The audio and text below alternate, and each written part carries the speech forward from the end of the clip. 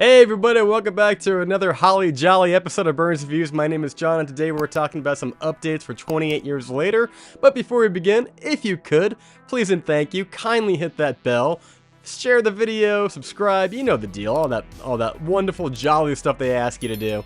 And without any further ado, let's get into it. Let's talk about 28 years later. Now, I put out a video 2 days ago talking about how Cillian Murphy, it was a whole trailer breakdown. 28 years later, Cillian Murphy popped up as a zombie and everyone lost their fucking mind on the internet. Turns out today, that all went out the window because art dealer Angus Neal has confirmed that's actually him in the shot and not Cillian Murphy as many people are speculating, saying, Danny told me, Danny Boyle, that he always had me in mind for a role in the film, so we met up, hit it off, and I agreed to take the part. On set, he has an extraordinary ability to hypnotize you, and working with him on the film was a very, very intense experience. Now, this dude is said to have like a 20-inch waistline, so even if he never makes it as an actor, I'm sure he can go find a part on like one of those Walking Dead spin-offs. That AMC network is nothing but Walking Dead. They'll keep him busy for years. Here's a picture of him on Instagram, and when he's not dealing, he is a model, an actor, and he also looks like he's on his way to frame Roger Rabbit. So, with that said, just because it's technically Angus Neal and not Cillian Murphy doesn't mean that it's not the character of Jim. This could be a misdirect. Hear me out, alright? They've been trying to kill the character of Jim off in the 28 Days Later franchise for a while now. I found 3 different iterations in where they almost killed off the Jim character, and we're going to name them off real quick one by one. The first one is in the alternate take on the DVD, right? So if you've ever seen the movie 28 Days Later, there's an alternate ending. It's kind of like the original. Jim invades the compound, he saves Hannah and Selena,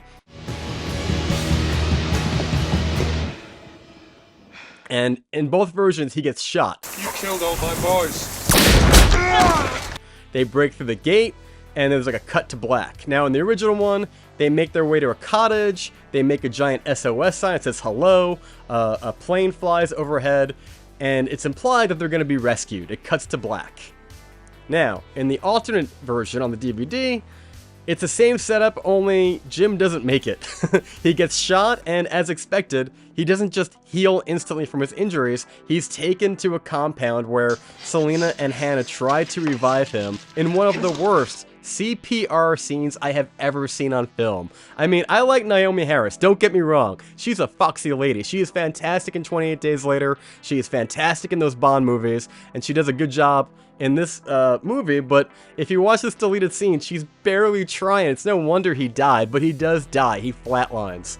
Her and the girl go to the cottage, just like the original ending. They wave down the plane, and it's kind of the same ending, only without Jim. He dies. Now, in the second iteration, in where they try to kill Jim, a scene that was written by Alex Garland, and there's a commentary track, you can find this on YouTube, and basically they show a shot-by-shot of what was already sketched out, and they never filmed it, but basically the idea was that they get to the compound, and they find out there's a cure. They find this guy, and he's in this little room, he's guarded off, and he tells Jim and Hannah and Selena, listen, there's a cure, but there's a trade-off.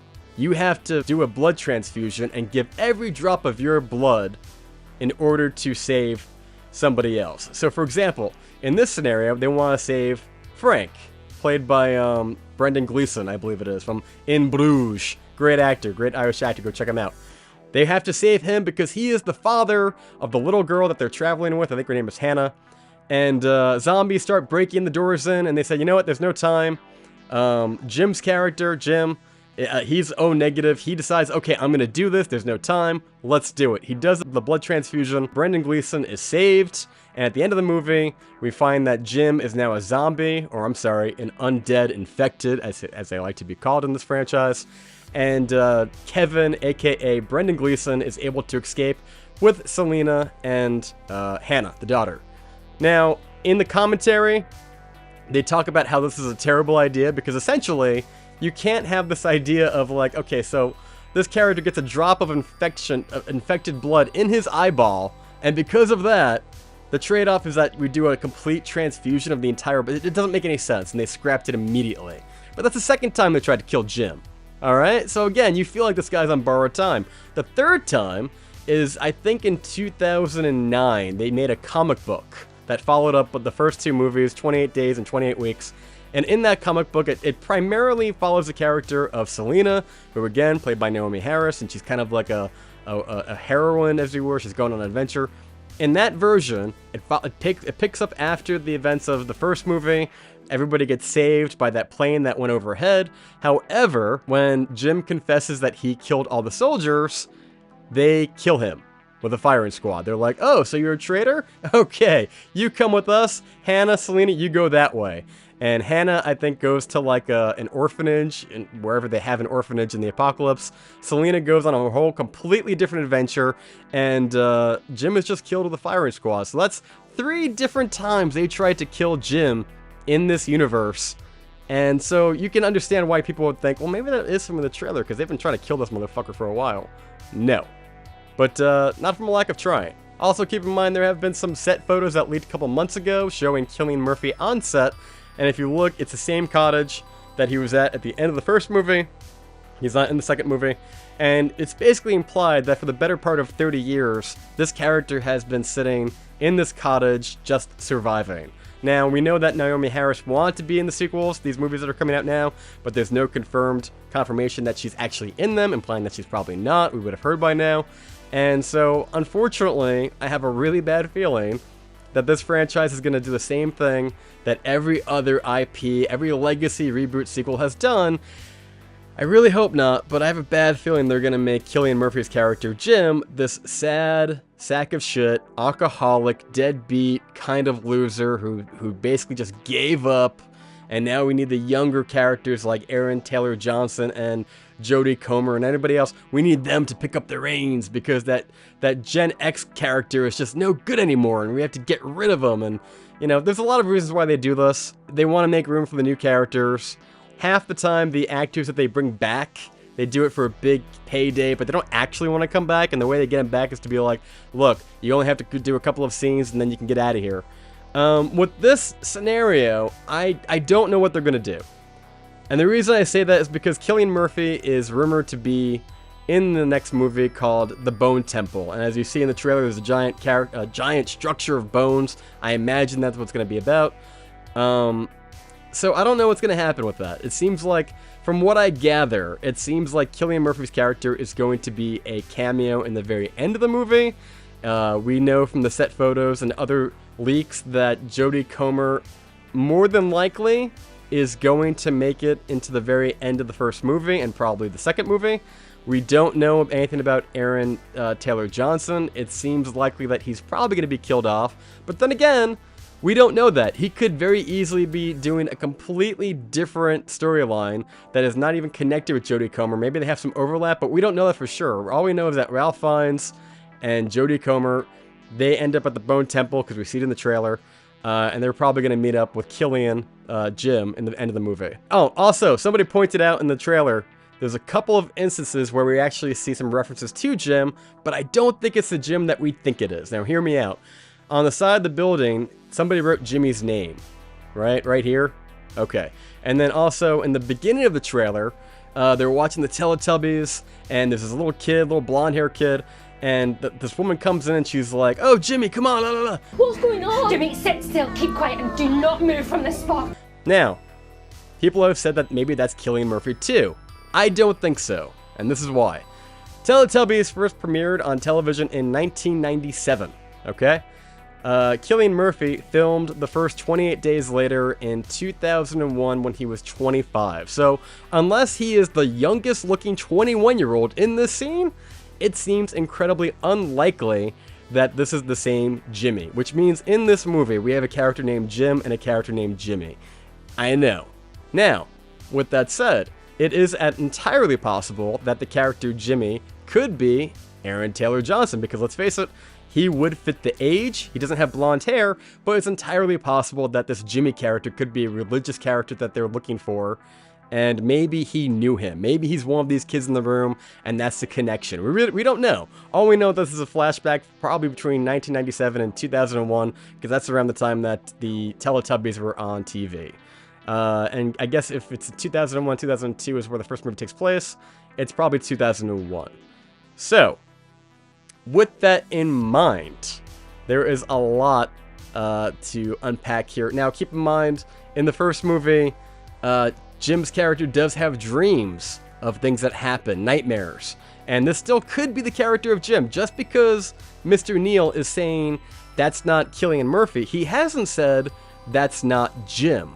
And if you look at the face of the character and the face of Cillian and the face of the character that's being shown, it looks like they tried to make him look like Jim. Now, I don't know. I mean, let's face it. I don't think Cillian Murphy, as skinny as he is going to do this thing where he's going to lose a lot of weight like Christian Bale in The Machinist, because let's face it, that seems like a really unhealthy thing to do. Christian Bale to this day has health issues because he lost that much weight, and they just wouldn't do that. But if you want to do something that's a little bit more practical versus CGI, or trying to do something with a skeleton and Christian, Cillian, like, what you would do is find somebody who looks as much like him as possible, and then put like a face on him like it's Terrifier, right? You would put like a mold on that makes him look like that, because this character right here does not look like the actor. He looks a little bit like Jim.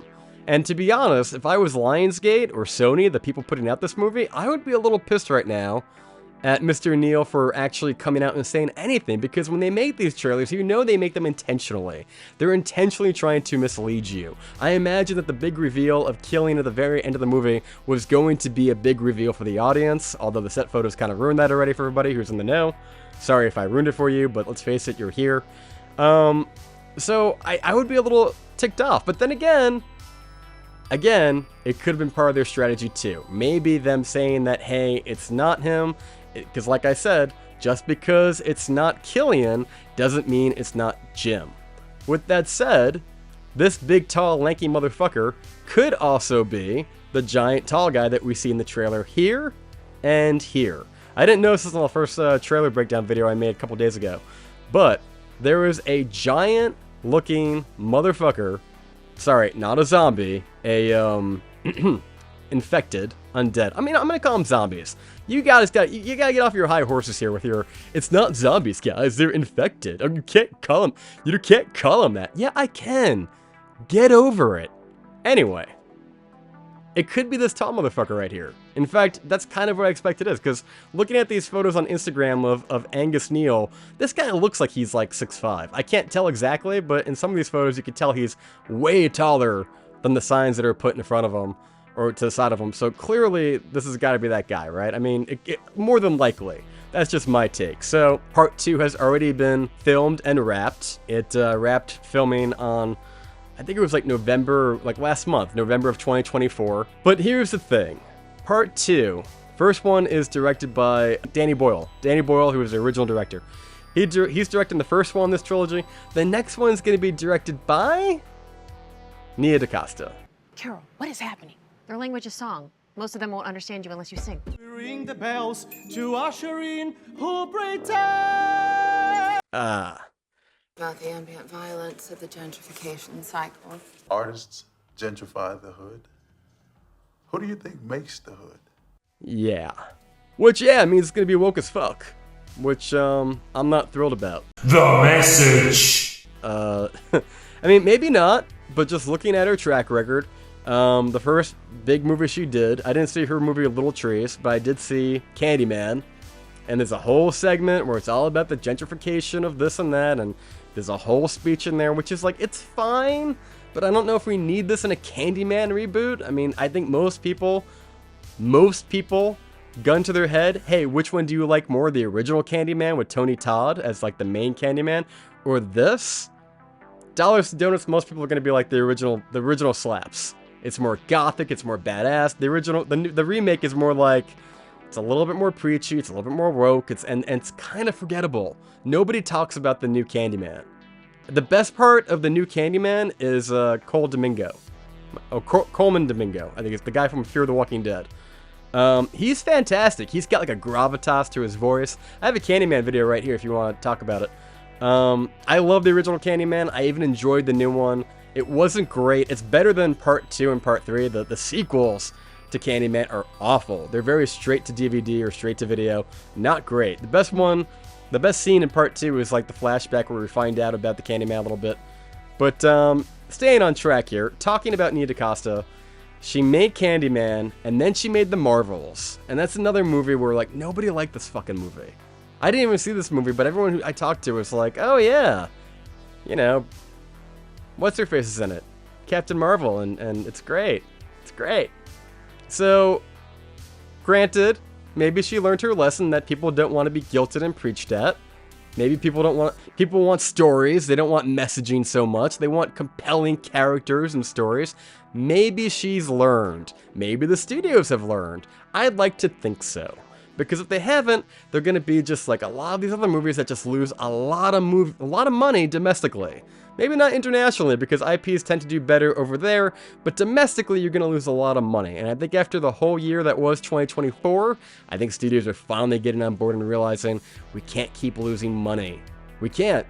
So I really hope that they kind of make a little bit of an adjustment. I hope it's because it's 28 days later. Nobody wants a message in the middle of a zombie apocalypse. They want to have a thrilling, scary, good time. You know, people are loving that Terrifier 3 right now. It's one of the biggest linchpins in horror right now. That, Longlegs, the Substance was a pretty decent, scary body horror movie. But nobody wants this bullshit anymore where it's like, got a message for you. So I really hope Nia DaCosta is not doing that here. She's only made the 3 movies. The first one, which I hear is good, I didn't see. The second and third one were crap, but then again, they were big studio pictures. I don't blame her. You would have taken the money too. You would have taken the job too. And the studio's the one who's really puppeteering this whole thing. So, and I kind of like the Candyman remake. I just don't love it. So, let's hold hope that that's not what they do in this movie. You do have Ralph Fiennes, you do have Cillian Murphy. Cillian Murphy is batting 1,000. I can't recall too many bad movies he's been in. Even the bad movies he is in, they're still fun watching him. Like, there's that Justin Timberlake movie, In Time. It's still a good movie, like, with him in it. But, I don't know. I think I'm gonna wait and see. They put out a fantastic trailer. The internet is ablaze talking about this 28 years later. You know, we've been waiting, I don't even know, like 15 years for this thing? I mean, I just found out, because I completely forgot about it. 28 weeks later has a lot of famous people in it. It's got that, who's that Hawkeye guy? Jeremy Renner and Rose Byrne. Idris Elba's in there. I'm like, I'm about to go watch that movie. I don't know if it's as good, but like, I love watching movies that have actors who were not famous quite yet, and they were still trying really hard, and you go back and like, oh look, it's him. And I love the first movie, so maybe it's worth going back and checking out part 2. But until that, guys, what do you think? Do you think he's going to be this tall guy? What do you think? Comment down below. I'd love to get your thoughts. This Angus Neal guy, creepy as fuck. He looks like Lurch. I hope he plays a zombie forever, because he's pretty creepy in this shot. But do you think he's Jim? Comment down below. Let me know what you think.